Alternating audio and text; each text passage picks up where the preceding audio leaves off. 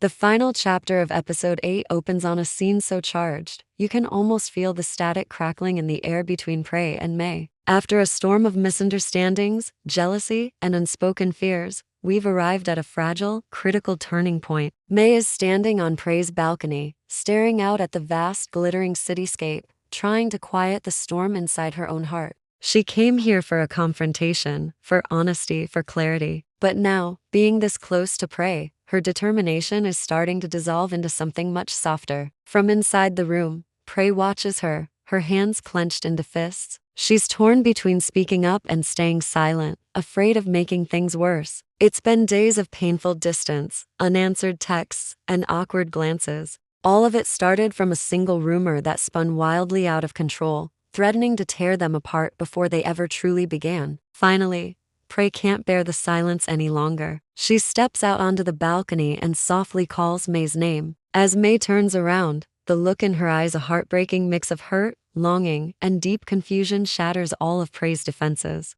There's no time for games, no room for pride. Prae closes the distance between them until May can feel the warmth of her breath. Is it true? May asks, her voice barely a whisper. All those things they said, that you were playing with someone else. Again, the question lands like a physical blow. Prae's reputation as the player, the girl who flirts with everyone, but commits to no one, has become a cage she desperately wants to escape. And for May, she's willing to try. No, Prae answers, her voice firm and unwavering. Not this time. Not with you. May tries to look away, to hide the tears welling up in her eyes, but Prae gently catches her wrist. Look at me, she pleads. When May's gaze finally meets hers, Prae continues, her voice trembling with raw emotion. I know I used to be like that. I know what people say about me, but with you, I don't want anyone else. I don't want to be that person anymore. The raw sincerity in her voice breaks through the walls May has built around her heart.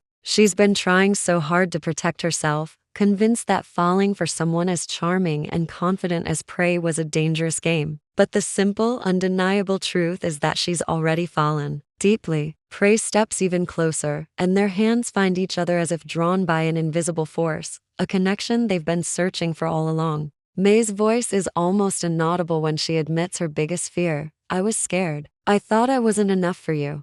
Prae shakes her head, a desperate, quick motion. You're the only one who makes me feel real, like I want to be a better person, like I'm actually worth something more. In that moment, the entire atmosphere shifts. The tension melts away, replaced by something soft, warm, and electric. The world outside the balcony seems to fade, leaving just the two of them in their own private universe. Prae slowly lifts her hand to May's cheek, pausing for just a second, waiting for permission. When May leans into her touch, it's like the final lock on both their hearts has finally clicked open. Then stay, May whispers, a plea and a promise all in one. Only if you'll stay too, Prae replies, her voice thick with emotion. Their foreheads touch, their breaths mingling in the small space between them. All the unspoken words, the pent-up feelings, burn brighter than the city lights stretched out below. Slowly, tenderly, Prae leans in. May's eyes flutter closed. The kiss starts soft, tentative, almost shy, a question asked and answered in the same breath. Then, it deepens, growing warmer, fuller, as all the fear and doubt that kept them apart finally melts into nothing. Prae's hand slides to May's waist, pulling her closer, while May's fingers tangle in the hair at the back of Prae's neck, grounding her, choosing her, claiming her.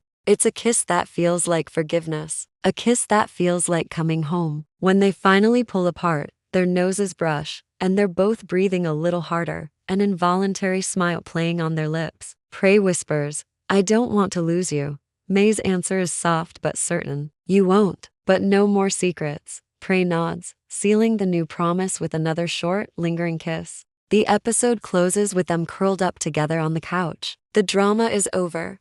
The running has stopped. All that's left is the quiet, peaceful intimacy of two people who have finally, definitively, chosen each other. May rests her head on Prae's shoulder, and Prae presses a gentle kiss to her hair. For the first time, there's no uncertainty, no fear of the future. The night is quiet, but inside Prae's apartment, their hearts are beating loud with the promise of a new beginning. Episode 8 doesn't give us an ending. It gives us a fresh start, a story of two girls choosing love over fear, trust over rumors, and each other over everything else.